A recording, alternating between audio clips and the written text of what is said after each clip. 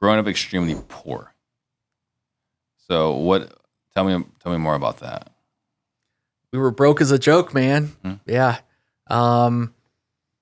Yeah, not a lot of money, and I was very aware of that. It was not a surprise. So there were moments I knew if I wanted something, I would have to go get it.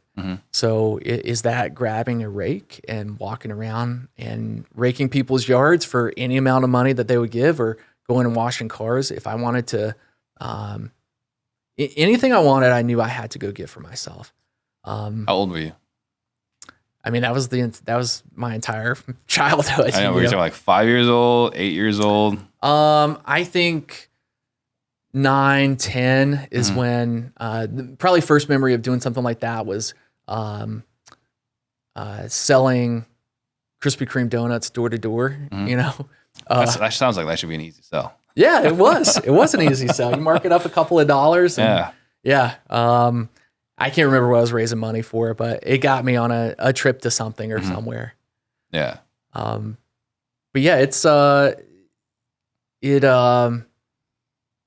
think helped build that independence.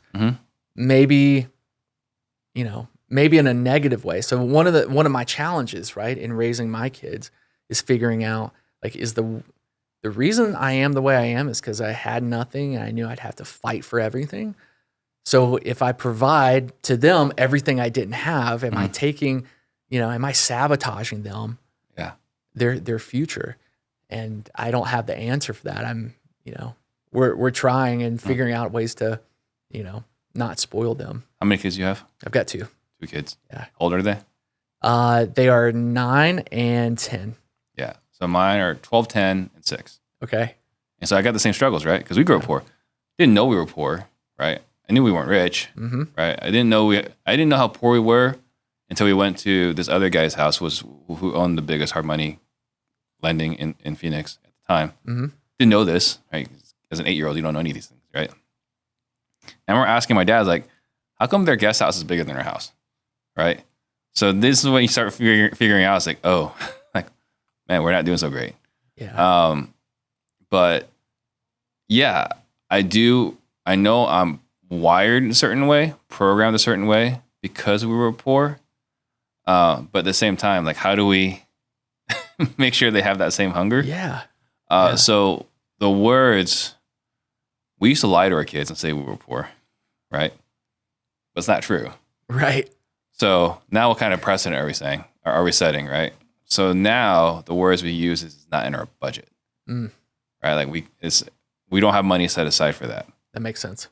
So now it's not like we can't afford it. It's just it's not in the budget. What they don't realize is that nothing is in the budget, right? Right. So mom and dad used to tell us like we were poor, right? It's like we can't afford it. That's just the facts. Yeah. There's no arguing that. Yeah. Now it's not in the budget. Like, what's in the budget? Like, well, we'll have to figure that out later on. Right. But it's not in the budget. I know we had a very passionate, heated conversation. I remember at Roadrunner Sports. This is just a couple of years ago, maybe 3 years ago, right? And we were there. It was before school. So my wife, myself, my 3 daughters, and the kids try on the shoes. And so whatever the shoe sizes are, she decides we're getting a larger size, right? Okay. So they can grow into it, right? So they can grow into it. Yeah. Right. And you talk about, nature versus nurture. How much are we programmed from our circumstances? How much are we just wired this way? I remember telling her, I was like, I made the decision when I was a kid, right? Because I'm tired of wearing shoes that are too big. Right. That when I have kids, we're going to buy shoes that fit. Yeah. Right. And I remember like saying this to myself as a kid. I don't know how old I was. That's so funny that you remember that. Right. Yeah. So then we get into the situation here and like, now it's on the line. And my wife's like, well, we want to buy bigger shoes. Like, no, we're not. We're buying shoes that fit. Like, this is like a traumatic situation for me. We're buying shoes that fit. That meant a lot to you, man. It did. Yeah. Right. And so the compromise, right, after like some feelings were hurt, was, all right, we're going to buy shoes that fit. And if you want to buy shoes that are bigger, that's up to you. And we did. So okay. Just bought 2 sets of shoes. There you go. Right. So, but yeah, it's a struggle because like how much, again, going back to programming, nature versus nurture, how much, because I believe, right, in our conversation so far, you're a hustler, right? Why else would you do door-to-door sales? Why else would you buy a list and knock on 389 doors? You're driven a certain way.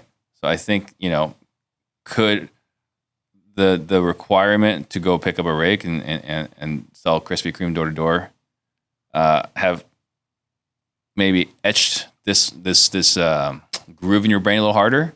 Probably, but you probably also were a little independent. I mean, I don't know if you asked your parents, but they have said you were pretty strong-headed as a kid. I don't know. I'm not sure. I'm not sure what they would say. Yeah. So, but it is a challenge, right, for all of us as business owners. A lot of us don't start with a lot of money. I think we're like 300 plus episodes into Real Estate Disruptors. Yeah. And there's only one guy that was born with money, right? Like everyone else had to earn it. There you go.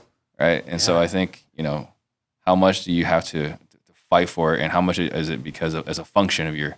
That's so crazy. Out of 300, one person was born with money. One person's like, yeah, I never struggled for anything. I decided I want to get into wholesale and mom helped. Wow. Yeah. It's like, okay, great. Good story.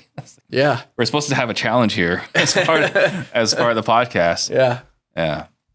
If you like what you just saw, click this video next to me to watch the full episode.